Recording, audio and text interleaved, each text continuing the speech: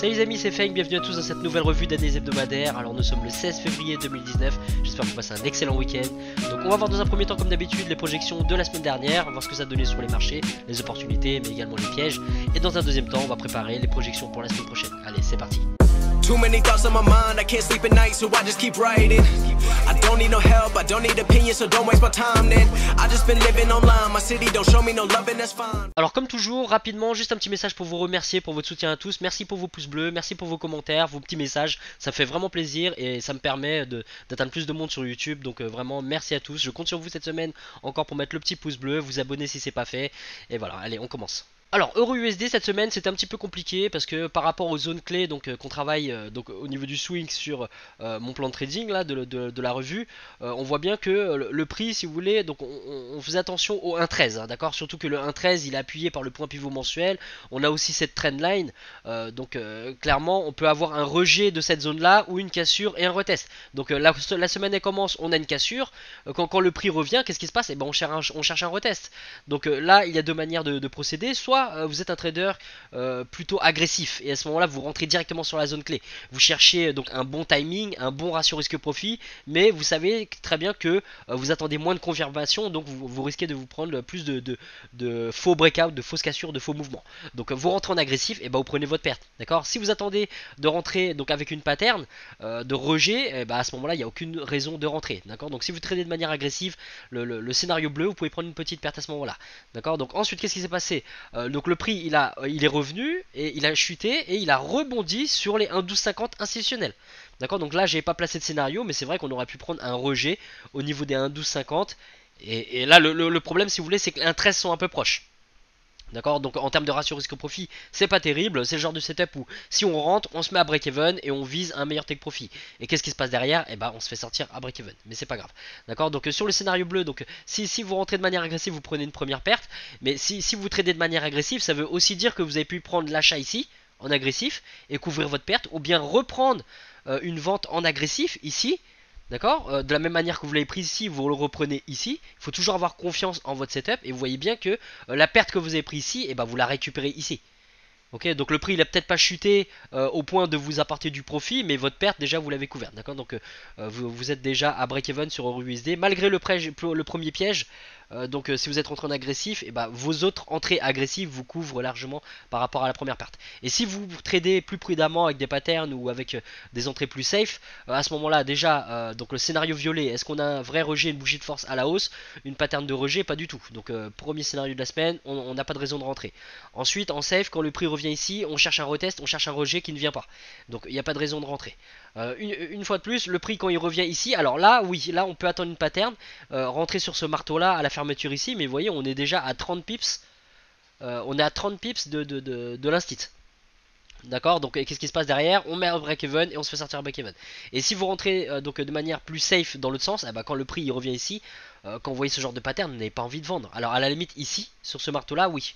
D'accord, donc vous voyez, une fois de plus, on aurait pu prendre 37 pips, bon un peu plus, parce que le prix il est quand même descendu, vous voyez, jusqu'à 33, donc il y avait une cinquantaine de pips, mais bon, on pouvait pas savoir que le prix il allait rebondir comme ça. On l'aura peut-être maintenu en voyant le prix arriver jusqu'ici. Il faut pas oublier que la bougie qui est ici, elle était toute rouge à un moment donné jusqu'ici. Okay, donc quand on voit ça, si on n'a pas un plan précis à suivre, on risque de se laisser aller justement à manager notre position aux émotions et s'imaginer que le prix, tout simplement, il va aller chuter jusqu'au 1.12, donc on le maintient. Et derrière, qu'est-ce qui se passe? On prend quand même la précaution de se mettre à break-even. D'accord, donc viser des take profits donc un peu plus intéressants, pourquoi pas? D'accord, c'est pas de la gourmandise, c'est pas de la cupidité, c'est juste que vous allez tout faire pour obtenir le meilleur ratio risque-profit possible par rapport à votre trade, mais il faut bien se rappeler que en allant chercher votre ratio risque profit, bon déjà il n'y a aucune certitude que le prix il aille bien sûr jusqu'au take profit, mais vous à votre niveau ce que vous pouvez contrôler c'est la protection de votre trade. D'accord, donc selon les obstacles que vous allez avoir en chemin, vous allez vous mettre à break-even et la grosse probabilité, si vous mettez votre trade à break-even un peu trop tôt parce qu'il y a un obstacle, c'est de vous faire sortir à break-even. D'accord, donc voilà. EURUSD un petit peu compliqué, sur de l'agressif on arrive à se prendre un piège mais récupérer derrière, et en safe on n'a pas de raison de rentrer. D'accord, il n'y a vraiment pas de pattern ou bien on se fait sortir à break-even derrière. Alors GBP USD cette semaine, donc il y a eu un beau setup, mais juste avant donc d'avoir ce beau setup, il y a eu une recherche de liquidité et ça c'était inévitable. Donc certains d'entre vous sont fait avoir là-dessus. Moi je suis arrivé au bon moment sur le marché, mais je me serais fait avoir de la même manière. D'accord, si j'étais rentré de manière agressive sur GBP USD, donc déjà vous voyez le marché il ouvre ici, le scénario rouge on n'a aucun rejet, d'accord, donc à moins de trader de manière agressive sur les 1,29 en achat. Pour l'instant on voit bien que le canal haussier a été cassé, qu'on a un genre de canal baissier, donc c'est pas forcément une bonne idée de se mettre donc en position à l'inverse du canal, d'accord. Donc à partir de là on va plutôt chercher des positions de vente et donc on est sur le scénario de cassure retest violet. Ça c'est vraiment donc la meilleure opportunité. On a la cassure qui vient ici et donc le rejet il vient ici. On a ce petit marteau ici là inversé qui nous permet déjà de rentrer. On peut avoir une première entrée ici. Ensuite le deuxième signal c'est quoi? C'est l'englobante qui est ici. Ok, et vous allez voir que quelle que soit l'entrée, que ce soit le marteau ou l'englobante, et bah écoutez, une chasse au stop comme ça, quand on a ce genre de chasse aux liquidités qui monte 60 pips au-dessus de l'instit, on n'y peut rien. D'accord, vous n'allez pas mettre un gros stop juste parce que des fois il y a des chasses au stop. À partir de là, ce que vous faites, vous mettez votre stop comme d'habitude. Et si vous faites sortir, par contre, là ce que vous pouvez faire, c'est continuer de regarder le marché, continuer de surveiller, voir la fermeture de la prochaine bougie, ce qui se passe. D'accord, donc cette bougie là, si elle avait fermé toute verte dans cette zone là, eh ben, on n'aurait rien fait. On serait dit tout simplement que le setup est invalidé et que du coup finalement bah, on a une bougie de force haussière et qu'il n'y a aucune raison de re-rentrer dans une vente. Mais quand vous voyez ce genre de pattern, okay, ce sont des patterns qui offrent d'excellentes probabilités. Donc des fois bien sûr, alors comme on peut le voir sur USD CHF à l'ouverture du marché, on verra après, un pin bar ne vous garantit pas que le prix va partir dans l'autre sens, hein. D'accord, ce sont juste des probabilités. Même si vous avez de bonnes probabilités, on préfère être dans le sens de la vente par rapport à ce pin bar que à l'achat. D'accord, mais dites-vous qu'il y aura toujours des cas de figure où vous allez vendre ce genre de pin bar et le prix va décoller derrière. Ok, donc psychologiquement, faut être préparé à ça et donc ne pas avoir de vouloir de certitude par rapport à des patterns techniques. Ok, donc tous ceux qui l'ont attrapé, bravo à vous. Il était possible de rentrer à la fermeture du marteau ou en agressif directement donc sur les 1,29 au retour, parce que quand le prix est redescendu au niveau des 1,29, on voyait déjà cette mèche énorme, hein. D'accord, donc moi c'est là où je suis rentré et derrière j'ai coupé sur les 1,28 où donc vous voyez comme quoi 100 pips c'est déjà très très bien en swing. J'aurais pu verrouiller et viser plus, mais bon, voilà, j'ai préféré assurer le coup, j'ai fermé ma position et je me suis dit bon on va passer à la suite. Donc sur GBP/USD cette semaine, 100 pips de chute entre les 1,29 et les 1,28 en cassure retest. Donc des 1,29 institutionnels, bravo à tous ceux qui l'ont attrapé. Alors UJ cette semaine, donc il y avait le setup de la semaine dernière toujours en cours de vente par rapport au 110 institutionnel. Donc le prix c'est vrai qu'il a pas mal été rejeté et donc derrière qu'est-ce qui s'est passé? Bah, le setup a été invalidé et donc c'est là où j'ai pris ma petite perte et derrière donc le scénario violet de cassure retest pour acheter UJ, bah malheureusement vous voyez le marteau il est pas revenu. Ce marteau là s'il avait tapé, donc s'il avait piqué l'instit ça aurait été beau, mais au lieu de ça bon bah voilà il est venu à quelques pips. Donc si on respecte son plan, moi je respecte, je n'y touche pas, d'accord, je chasse pas ce trade là, surtout que j'étais impliqué dans une vente et que j'ai pris ma perte. Par contre le rejet des 111, lui vous êtes plusieurs à l'avoir attrapé et c'était vraiment bien joué parce que les 111 institutionnels étaient appuyés par le pivot mensuel, donc on avait vraiment de belles probabilités de rejet et vous voyez là ça a pas mis le même temps qu'ici, hein. Ici le prix il a traîné pendant pas mal de temps, ici bon au bout de 3-4 bougies, donc 12-16 heures, le prix il a chuté derrière, d'accord, de 75 pips. Donc bravo à ceux qui l'ont attrapé. Certains d'entre vous sont encore dedans parce que vous visez les 110. On verra la semaine prochaine ce que ça va donner. Mais voilà, donc sur UJ, 75 pips de chute par rapport aux 111 de cette semaine. Et sinon une petite perte. Donc si pour ceux qui étaient impliqués comme moi donc sur la vente des 110 de la semaine dernière. Mais bon, vous voyez par rapport à l'impulsion haussière qu'on a là, on a des bas de plus en plus haut, des hauts de plus en plus haut. On est quand même à contre-tendance, donc il faut pas s'étonner si on prend des revers à contre-tendance. Alors AUD/USD cette semaine un petit peu compliqué, le marché il ouvre ici, on cherche dans un premier temps scénario violet, un rejet des 0,71 donc appuyé par le point pivot. Le rejet, bon bah si on rentre de manière agressive ici, il y a une cinquantaine de pips, ok, donc il y a 50 pips exactement même de chute par rapport à l'instit, et derrière bon bah soit vous avez eu le temps de verrouiller quelque chose, soit vous faites sortir à break-even. Ok, donc sinon le prix repasse au-dessus de l'instit, scénario orange. cassure retest, la cassure on l'a, le retest est-ce qu'on l'a, on n'a pas vraiment de pattern, la pattern elle vient ici avec ce railroad, donc le railroad qui est ici, si on le monte dans les time frames, ça sera tout simplement un pin bar, hein, d'accord. Donc le premier rejet il arrive ici, donc il était possible de rentrer ici. Le souci maintenant c'est quoi, c'est que bon bah on pouvait pas prévoir, donc il y aurait un mouvement, vous voyez un pin bar qui irait quand même une trentaine de pips en dessous de l'instit, une trentaine de pips, vous pouvez encore être impliqué dans le trade ou faire sortir. Tout dépend de là où vous avez positionné votre stop, mais si vous rentrez de manière agressive, logiquement votre stop loss vous avez quand même un peu de marge, donc vous faites pas sortir par ce faux mouvement, d'accord. Donc par contre si vous n'êtes pas rentré dans le trade ni ici ni pendant cette bougie là, quand la bougie a fermé, là vous avez une belle pattern pour rentrer, d'accord. Donc certains d'entre vous l'ont pris. Juste après vous étiez en négatif mais vous êtes revenu en positif, donc vous avez fait confiance à votre setup, tant mieux. Le setup est toujours en cours, on va voir tout simplement si le prix va aller chercher les 0,72 ou rester un peu dans cette consolidation, vous voyez ce petit range donc, qui est en train de se former ici, d'accord. Donc on va voir pour cette semaine. Sinon voilà, au niveau des patterns vous avez vu il n'y a pas grand chose de probant sur AUD/USD, hein, d'accord, mis à part cette pattern là. Donc le railroad qui est ici, là on a un genre d'evening star aussi, le prix bon bah là on voit qu'il est maintenu au-dessus de l'instit, d'accord. Donc la probabilité c'est le scénario orange, on verra la semaine prochaine ce qu'il y avait. Donc mis à part les 50 pips de rejet ici en agressif sur les 0,71 sur AUD/USD, et encore il fallait vraiment rentrer de manière agressive, donc sur AUD/USD c'était un petit peu compliqué où les setups est en cours. Alors NZD/USD, il y avait un beau setup cette semaine, setup toujours en cours, mais c'est vrai qu'il fallait être patient parce que vous voyez le marché il ouvre ici. Donc dans un premier temps on cherche à travailler sur les 0,67 si le prix chute, le prix commence à chuter et qu'est-ce qui se passe, et bah, il se retourne directement, donc enfin avant même d'aller au 0,67. Donc vous voyez à partir de là il n'y a pas de pattern, il n'y a pas de signe d'entrée, on n'est pas sur la zone clé, il n'y a absolument aucune raison de chasser ce mouvement, d'accord. Donc qu'est-ce qui se passe après, NZD/USD décolle, il arrive au niveau de notre autre zone clé, donc là les 0,68, et au niveau des 0,68 donc le scénario rouge rejet, surtout qu'on pourra avoir une cassure ici, un retest de la trendline pour donc une chute du prix. Au lieu de ça qu'est-ce qui se passe, donc le prix, donc c'est vrai qu'il est quand même rejeté, on a cette mèche et donc on patiente, d'accord, on attend quand même une pattern de rejet qui ne vient pas. Au contraire le prix il continue de décoller et donc là on est dans le cadre du scénario violet maintenant. Et le scénario violet qu'est-ce qu'on veut, on veut un rejet, un retest des 0,68 et idéalement que le prix ferme au-dessus du point pivot mensuel, d'accord. Donc rentrer en dessous du point pivot mensuel c'est s'exposer à un gros risque. Et qu'est-ce qui se passe, donc on a une pattern magnifique, on a l'englobante qui est ici, d'accord, qui ferme au-dessus du point pivot. Ok, donc c'est là où il était possible de rentrer au niveau des 68,20, un site intraday. Et vous voyez, il faut être patient parce que le prix, à un moment donné, si vous mettez un break-even trop tôt, le prix, qu'est-ce qui se passe, il revient, il vous sort un break-even pour finalement décoller. D'accord, donc ceux qui sont encore impliqués dans le trade, vous avez à peu près une quarantaine de pips de profit. On va voir si cette semaine NZD/USD va aller au niveau des 0,69. D'accord, on n'anticipe pas, on n'essaie pas de deviner, on verra bien ce que ça donne. En tout cas, vous êtes quasiment à break-even. Si vous êtes encore impliqué dans le trade à partir de l'englobante qui est ici, donc il n'y a plus de risque, d'accord. On verra ce qui se passe la semaine prochaine. Alors USD4 cette semaine, donc on avait vraiment des beaux scénarios de consolidation, il y avait de belles opportunités, on est resté dans un petit range de 100 pips entre les 1,32 et les 1,33.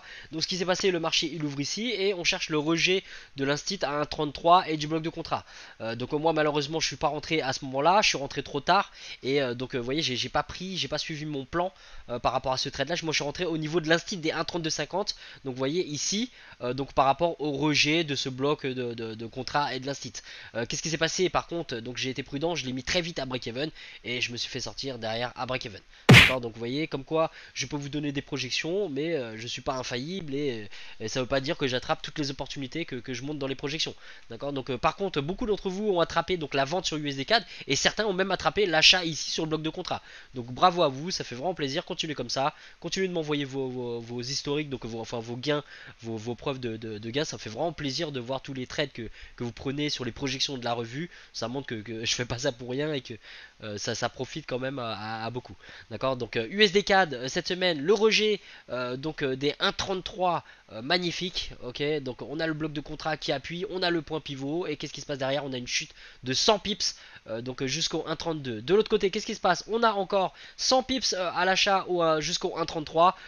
Ce qui nous fait peur, c'est l'instit des 250 pips qui est en plein milieu, d'accord, qui peut nous barrer la route, mais on voit bien que le prix, bon bah, il retrace pas vraiment, il vous ressort pas à break-even, donc vraiment l'opportunité était belle. Donc ici, soit on rentre en agressif directement sur le bloc au niveau des 1,32. Sinon, vous reconnaissez la pattern. On a un genre d'Evening Star ici, d'accord. Donc il était possible de rentrer ici. 1,32,28. Le risque, c'était quoi? C'était vraiment l'instit à 250 pips. Et si vous mettez à break-even au moment où le prix il arrive sur le 250 pips, et bah cette bougie-là, elle vous sort à break-even. Ok. Donc ceux qui sont rentrés en agressif à la fermeture du marteau ici, là vous voyez vous avez chaud parce qu'à quelques pips près vous faites sortir à break-even. Mais sinon donc 100 pips de chute sur USD-CAD et 100 pips à l'achat également. Donc 200 pips sur USD-CAD au niveau des projections cette semaine. Alors USD-CHF cette semaine, donc c'était vraiment particulier. Vous vous souvenez du setup de la semaine dernière? Ceux qui l'ont loupé, regardez la revue précédente. Donc je vous parlais d'une cassure retest et je vous disais donc que là on avait une belle pattern pour un décollage. On avait une cassure, un retest, le marteau qui est ici, c'est magnifique, on a une entrée. Et la semaine a fermé légèrement en négatif, mais vous vous souvenez, je vous disais que le setup était toujours valide. D'accord. Donc et qu'est-ce qui s'est passé à l'ouverture du marché? C'était magnifique.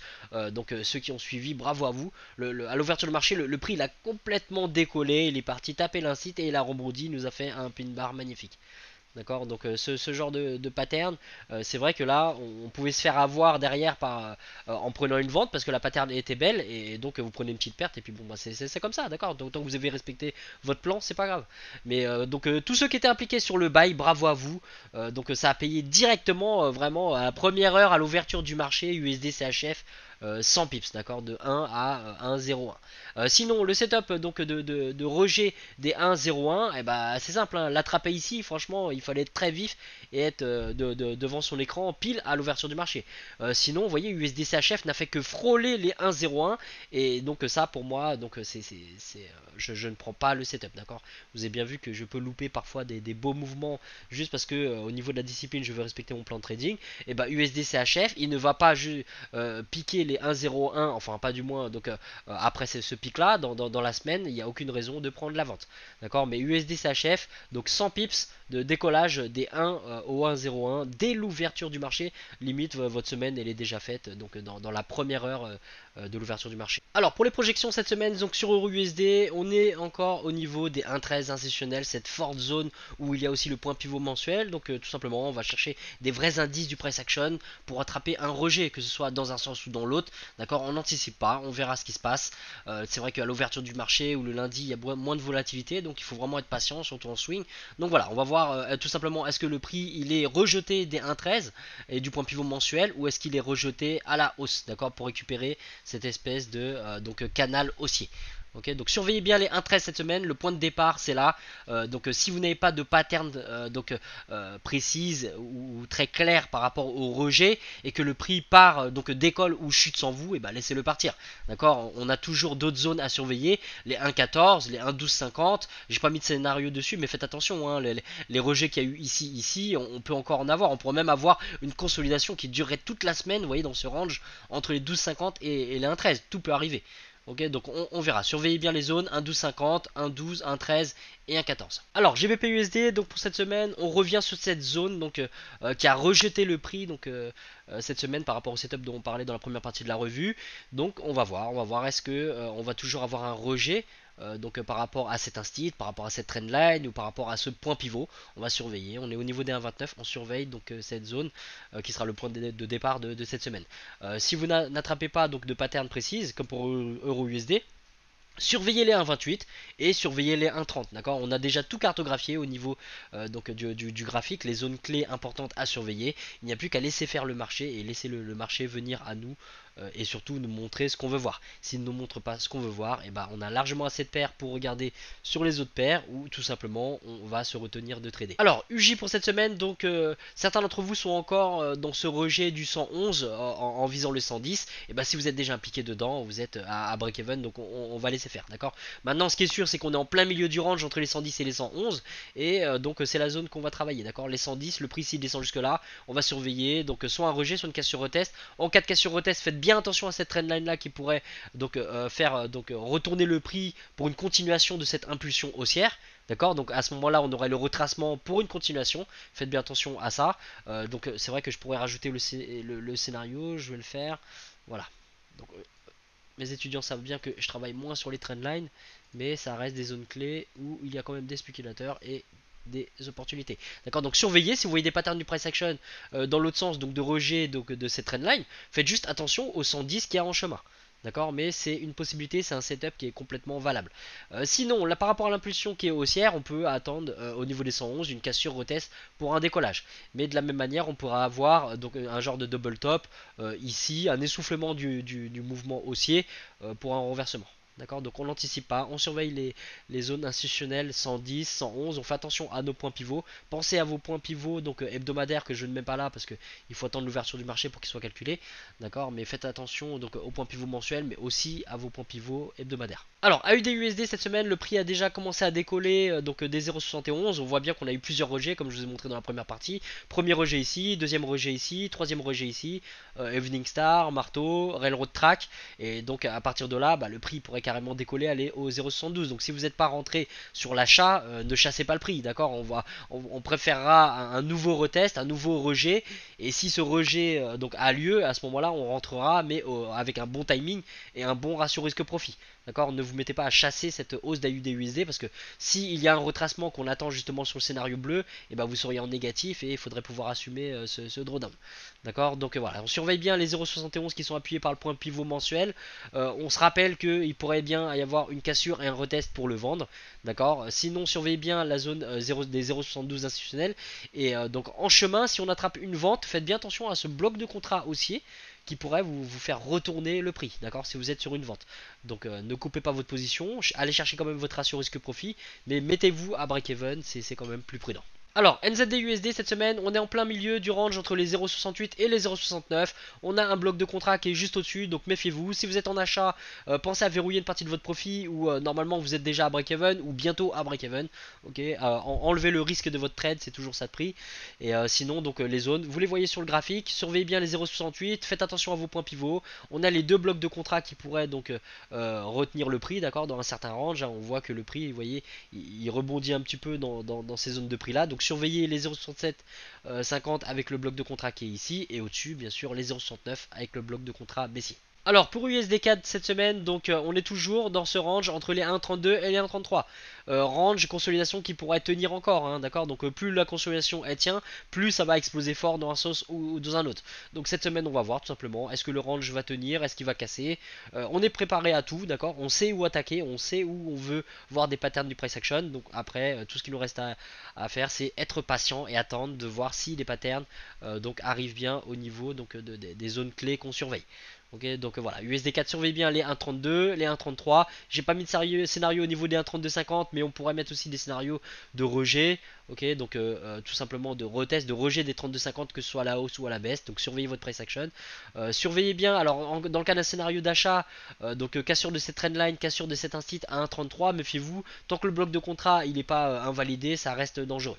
D'accord, donc à la baisse, donc à la chute c'est pareil. Si vous prenez un scénario de cassure retest, attendez que le rejet aille bien en dessous du bloc de contrat, parce que tant que le prix est dans ce bloc, il pourrait décoller et ça serait donc le scénario vert. D'accord, donc voilà, USD4 surveille bien les zones institutionnelles comme les autres paires, les blocs de contrat et les trendlines et les points pivots. Alors USD-CHF, donc on est en plein sur un point pivot mensuel, mais on est dans le range entre les 1 institutionnels et 1,01. D'accord, donc on a nos deux scénarios de consolidation, comme d'habitude, faites attention au point pivot qui est en plein milieu, et sinon cassure retest à la hausse, là aussi on a un point pivot, faites attention, et on est toujours dans cette structure haussière, d'accord, cette impulsion haussière, donc faites bien attention, hein, un pin bar comme ça peut signifier donc un signe de rejet par rapport à une pression des vendeurs qui est très forte, mais ça veut aussi dire qu'à un moment donné les acheteurs ont lancé une attaque, ok, et ce qui a créé ce mouvement. Alors même si les vendeurs ont repoussé le mouvement, ça ne veut pas dire que les acheteurs sont pas encore pleins de ressources, et d'ailleurs regardez c'est la preuve, hein, le mouvement d'après prouve que les acheteurs ont lancé une attaque et avaient encore des ressources pour continuer de pousser le prix, et les vendeurs n'ont pas réussi à repousser plus que ça. Vous voyez, le prix n'est pas revenu au niveau de l'institutionnel, donc on va faire attention cette semaine. On ne sait pas au niveau des acheteurs et des vendeurs qui a le plus de ressources et qui va gagner la bataille.